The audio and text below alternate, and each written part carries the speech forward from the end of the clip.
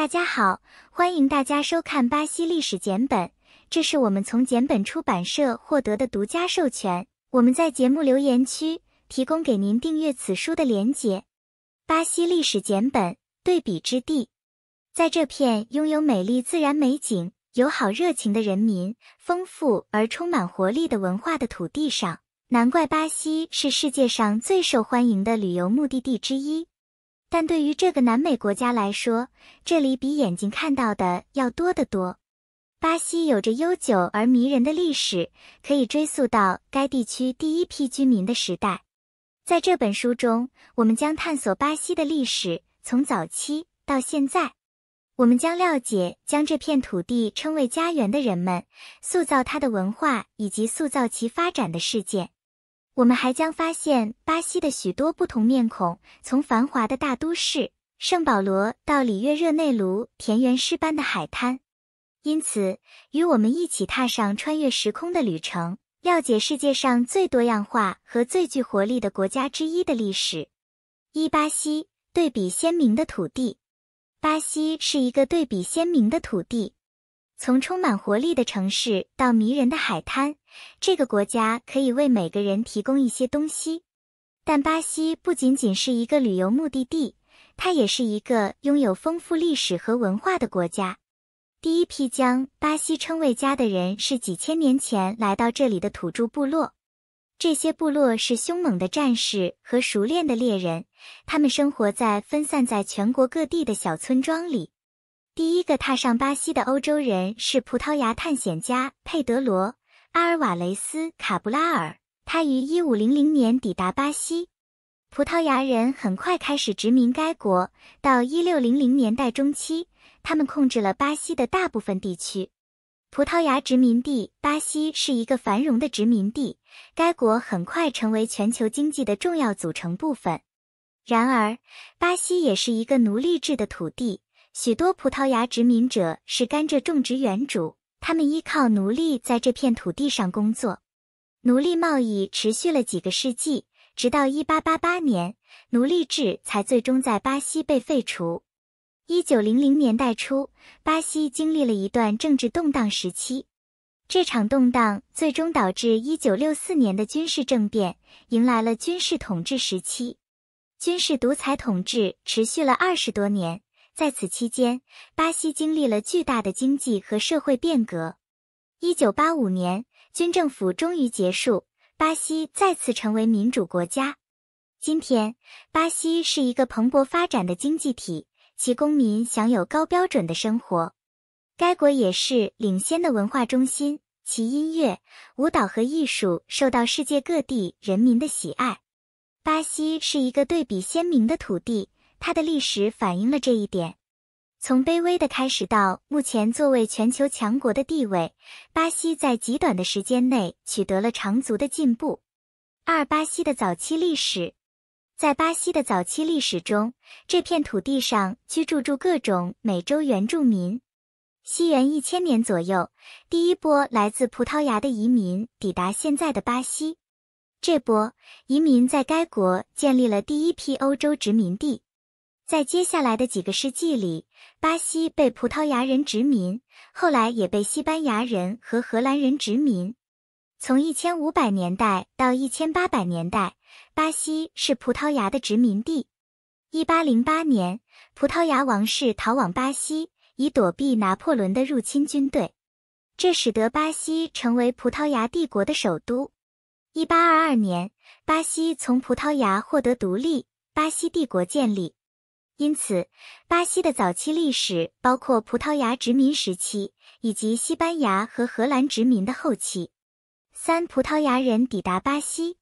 1500年，葡萄牙水手佩德罗·阿尔瓦雷斯·卡布拉尔抵达现在的巴西。葡萄牙人正在寻找前往印度的出路，但卡布拉尔的舰队在恶劣天气中迷路了。当舰队到达陆地时，他们认为这是一个岛屿，并将其命名为真十字岛。他们很快意识到这不是一个岛屿，而是一个广阔的大陆。葡萄牙人在巴西建立了一个殖民地，并开始开发这片土地的资源。他们清理土地用于耕种，提取矿物和木材，并狩猎动物皮毛。葡萄牙人还将非洲奴隶带到巴西，在种植园工作。巴西殖民地最初是葡萄牙帝国的一部分，但在1822年成为一个独立的国家。从那时起，巴西经历了许多变化。它一直是君主制、军事独裁和民主制。今天，巴西是世界上面积最大、面积最丰富的国家之一。4. 葡萄牙统治下的巴西。1500年至1808年间，巴西是葡萄牙的殖民地。在此期间，葡萄牙控制了巴西生活的方方面面，包括经济和政府。巴西人对他们的国家如何运作有非常大的发言权。1808年，拿破仑·波拿巴入侵葡萄牙，葡萄牙王室逃往巴西，使其成为葡萄牙帝国的首都。在接下来的几年里，巴西实际上是自己的国家，拥有自己的政府和法律。1815年，葡萄牙王室回归葡萄牙，巴西再次沦为殖民地。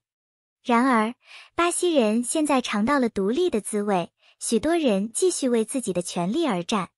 1822年，巴西宣布葡萄牙独立，皇帝佩德罗一世成为其第一任统治者。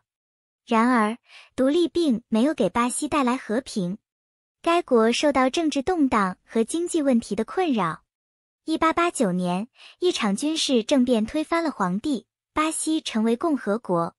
20世纪初是巴西发生巨大变化的时期，该国经历了快速的工业化，经济增长迅速。然而，贫穷和不平等现象仍然普遍存在。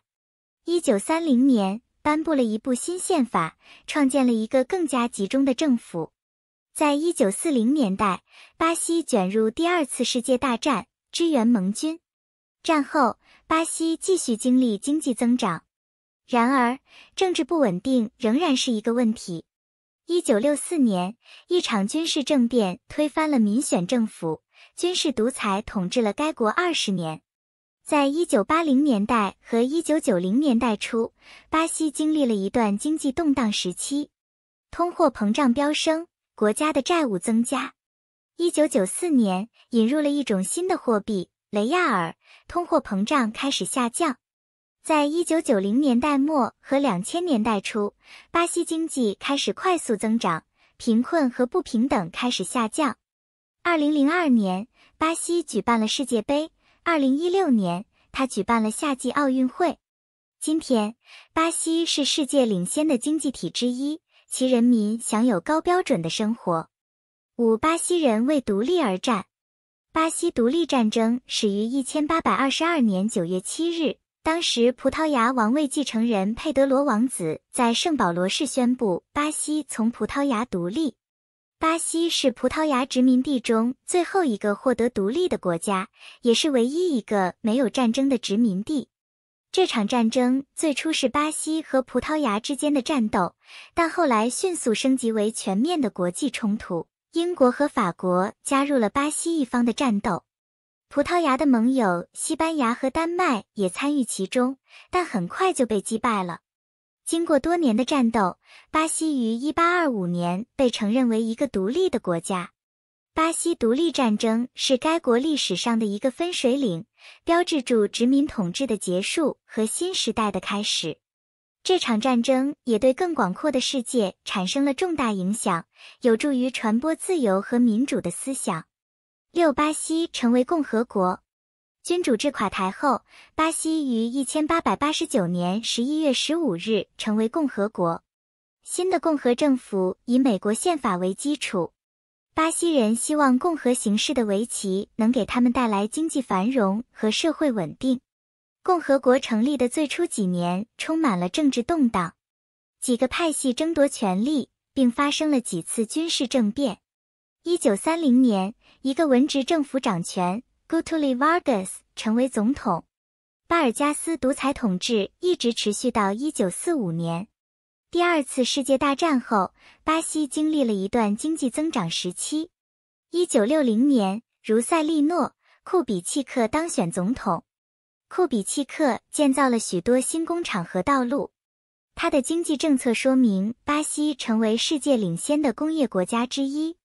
1964年，一场军事政变推翻了文官政府，军事独裁统治一直持续到1985年。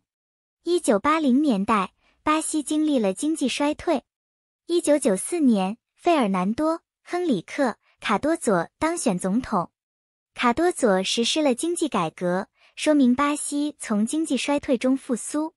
7军事独裁的岁月。从1964年到1985年，巴西处于军事独裁统治之下。独裁政权因缺乏政治和公民权利以及对新闻的审查而变得混乱。在此期间，该国经历了经济增长和发展，但以牺牲人权为代价。1985年，军事独裁统治结束 ，Brazil 过渡到民主国家。8回归民主。经过20年的军事统治，巴西于1985年恢复民主。21年来，第一位文职总统坦克雷多·内维斯于1985年1月就职。然而，内维斯在上任前就去世了，他的副总统何塞·萨尔尼 （José Sarney） 成为总统。萨尔尼的经济政策并不成功，他广受欢迎。在1988年的总统选举中，选民选举了费尔南多·科洛·德梅洛 （Fernando Collor de Mello），他承诺与腐败和通货膨胀作斗争。然而，科洛尔于1992年因腐败指控被弹劾。他的副总统伊塔马律·佛朗哥 （Itamar Franco） 上任并任职至1995年。在1994年的总统选举中，前财政部长费尔南多·恩里克·卡多佐 （Fernando Enrique Cardoso） 当选为公关。卡多佐的经济政策被称为雷亚尔计划，成功地稳定了巴西经济并结束了通货膨胀。他于1998年再次当选。2002年，卡多佐由前劳工领袖路易士·伊纳西奥·卢拉·达西尔瓦 （Luiz Inácio Lula da Silva） 接任。卢拉的政府延续了卡多佐的许多政策，巴西经济继续增长。卢拉于2006年再次当选。2010年，卢拉的幕僚长迪尔玛·罗塞夫当选总统。罗塞夫于2016年被弹劾，他的副总统密雪儿·特梅尔 （Michel Temer） 成为总统。9经济增长和社会变革。1990年代初，巴西经历了一个重大的经济和社会变革时期。该国在军事独裁统治下已有20多年，向民主统治的过渡并不容易。经济状况不佳，许多巴西人生活在贫困之中。1994年，政府实施了一系列经济改革，有助于稳定经济和刺激增长。这些改革包括国有企业私有化、降低通货膨胀和向外国投资开放经济。其结果是一段强劲的经济增长时期，从1995年到2002年，平均每年增长 4.5%。这种增长有助于减少贫困，提高许多布拉兹伊利安人的生活水准。然而，巴西经济受到2008至2009年全球金融危机的沉重打击，近年来增长缓慢。尽管如此，该国在减少贫困和提高生活水准方面取得了重大进展，并且是全球经济的重要参与者。2014年世界杯和2016年奥运会。2014年 FIFA 世界杯于2014年6月12日至7月13日在巴西举行，该国于2007年获得主办权。这是 Brazil 第二次举办比赛，第一次是在1950年。巴西队在半决赛中被最终的冠军德国队以7-1淘汰，这是巴西足球史上最严重的失利。巴西也成为第一支在本土世界杯半决赛中被淘汰的球队。2016年夏季奥运会，正式名称为第31届奥林匹克运动会，是一项国际综合体育赛事，于2016年8月5日至21日在巴西里约热内卢举行。共有来自207个国家奥林匹克委员会的11212名运动员，包括首次参赛的科索沃和南苏丹，参加了28个运动专案， 84个专案。这些体育赛事在主办城市的33个场馆举行，在圣保罗、贝洛奥里藏特、萨尔瓦多、巴西利亚和马瑙斯的5个场馆举行。这2项国际赛事为巴西带来了极大的关注，世界各地的许多人都在收看。对于这个国家来说，这是一个值得骄傲的时刻，并将在未来几年被铭记。21世纪的挑战。随着第21个百年的开始，巴西面临住许多挑战。该国有大量的贸易顺差，这导致了货币走强，并使巴西出口竞争力下降。此外，巴西的债务水准很高，这使得难以为新的投资人提供资金。为了应对这些挑战，巴西政府采取了多项政策。它使货币贬值，使出口更具竞争力。它还实施了一项财政调整计划，减少了预算赤字，并有助于稳定经济。尽管采取了这些措施，巴西经济在21世纪初仍举步维艰。2002年和2003年国内生产总值为负增长，通货膨胀率居高不下，失业率上升。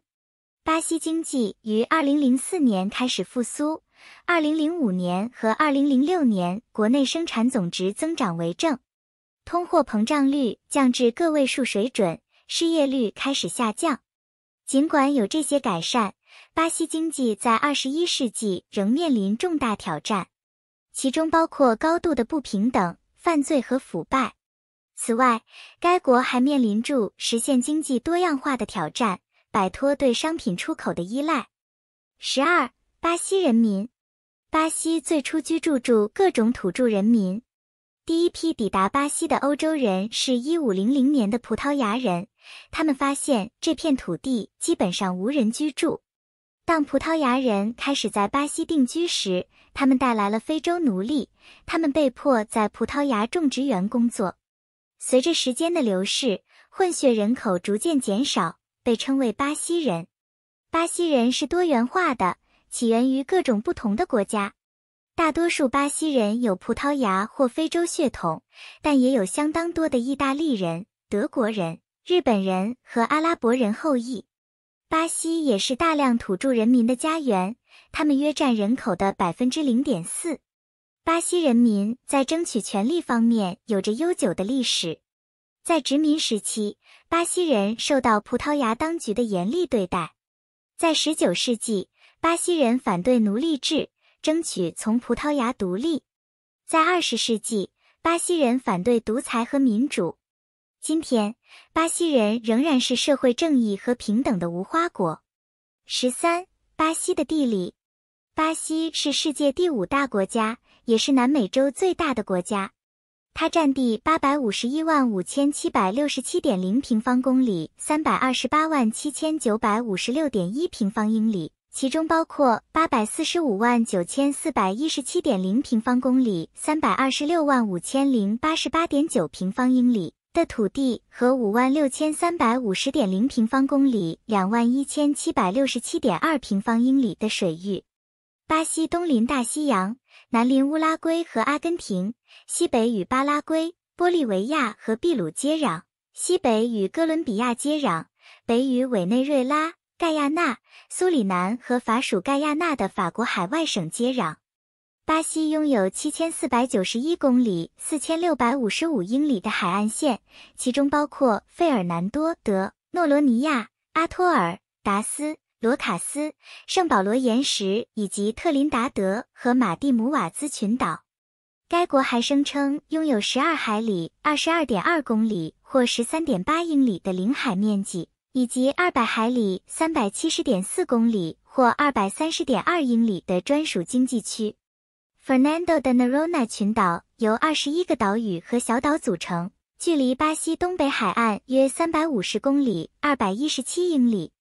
Atol das Rocas 是一个由41个小岛和岩石组成的环礁，位于巴西东北海岸约200公里124米处，而圣保罗岩石是一组小岛和岩石，距离巴西东北海岸约1000公里621英里。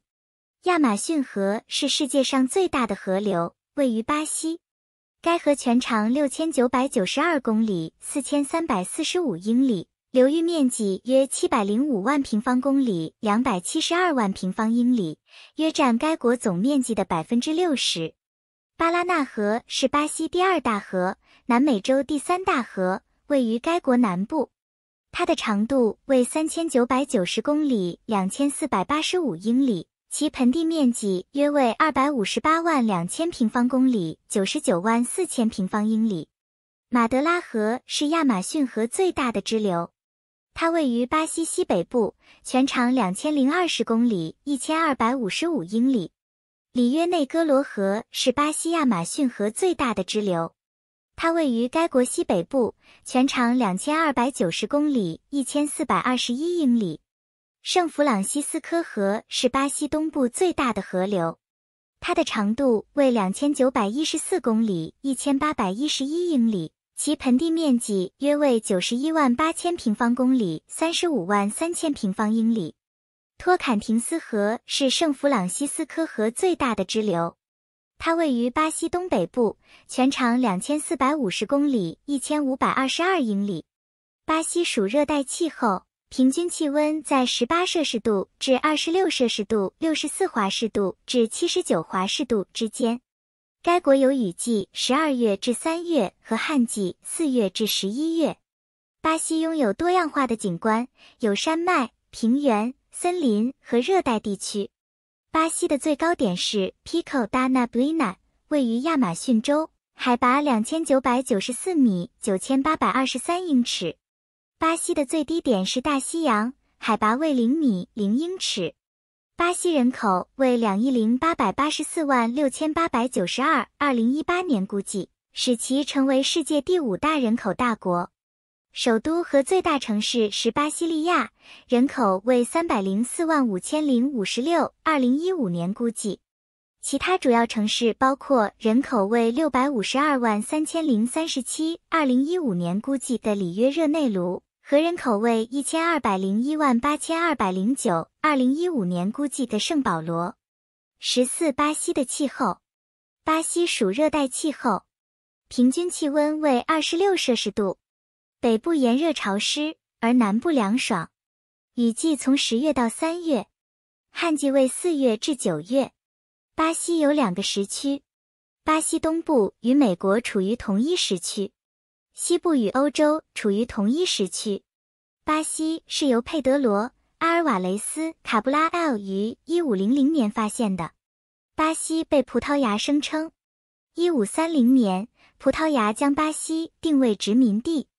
1808年，葡萄牙王室移居巴西，以逃避拿破仑·波拿巴。1822年，巴西成为一个独立的帝国。1889年，巴西成为共和国。巴西是世界第5大国家，它的人口为 2.08 亿人。葡萄牙语是巴西的官方语言。巴西是一个宪政民主国家，总统是国家元首。巴西的首都是巴西利亚。巴西是联合国会员国，它也是南美洲国家联盟 UNASUR 的成员。巴西是南方共同市场自由贸易区的创始成员国之一。第15章，巴西经济。1500年，葡萄牙人抵达巴西，发现了一片自然资源丰富的土地。他们开始开采这些资源，到1600年代中期，巴西成为世界上最富有的殖民地之一。然而，这些财富的分配并不均匀。葡萄牙精英拥有大部分土地和财富，而大多数巴西人则很穷。这导致了社会动荡，荷兰人利用了这一动荡，荷兰人于1624年入侵巴西。荷兰人最终被葡萄牙人赶走了。但在此之前，他们摧毁了巴西的大部分基础设施。这种破坏，加上对巴西资源的持续开采，导致了一段时期的经济衰退。直到1800年代后期，巴西才开始经济复苏。这是由于咖啡等新资源的发现以及工业的发展。然而，这种增长是不均衡的，许多巴西人仍然贫穷。今天，巴西是南美洲领先的经济大国，它拥有多元化的经济，拥有重要的农业、工业和服务业。然而，它仍然是一个不平等的社会，贫富差距很大。16. 巴西的教育体系。21世纪初，巴西的教育体系正处于改革过程中。1988年，巴西宪法将教育列为所有公民的权利，并将学前教育、小学、中学和高等教育作为国家教育体系的一部分。1988年宪法还建立了国家教育系统，负责制定实施教育政策。国家教育系统由教育部监督，教育部负责制定和执行教育政策。教育部分为4个主要部门：教育秘书处、规划和预算秘书处、评估秘书处和科学技术秘书处。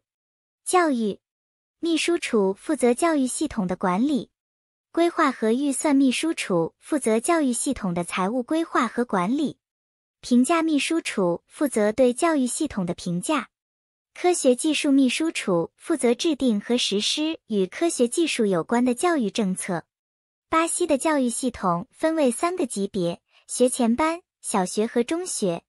学前班适用于4至6岁的儿童，初等教育面向7至14岁的儿童。Secondary 教育适用于15至18岁的学生。巴西的高等教育在大学和学院提供，大学提供本科和研究生课程，大学仅提供本科课程。巴西教育系统因缺乏品质而受到批评。在21世纪初，该国是世界上高中毕业率最低的国家之一。此外，教育系统因其不平等的机会而受到批评。在土著人民和非裔巴西人的教育中发现了一些最明显的差距。巴西政府为改善教育体系做出了一些努力。2013年，政府成立了一个新的部，即教育和文化部，该部合并了教育部和文化部。新成立的部委负责管理教育系统和促进文化活动。2014年，政府启动了一项名为 Mais Educação 更多教育的计划。该计划旨在通过为服务不足地区的学生和教师提供额外支援来提高教育品质。巴西教育系统面临许多挑战。国家必须提高所有学生的教育质量，缩小贫富学生之间的成绩差距，增加接受高等教育的机会。第17章，巴西的医疗体系。巴西的医疗保健是所有公民的权利，由政府通过公共卫生系统 SUS 提供，免费。该系统是分散的，分为3个级别：初级、2级和3级保健。巴西的公共卫生倡议历史悠久，可追溯到19世纪。1808年，巴西王室继承了葡萄牙皇家医生，来到里约热内卢。这一事件标志着巴西专业化医疗的开始。1822年，巴西从葡萄牙获得独立，皇帝唐·佩德罗一世在里约热内卢建立了第1家公立医院。20世纪初，巴西政府在公共卫生方面进行了几项投资，包括雇佣更多医生和开设新医院。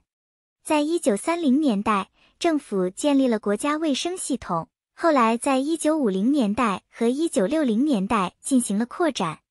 在1970年代和1980年代，政府发起了几项健康运动，例如国家免疫计划。该计划有助于降低巴西传染病的发病率。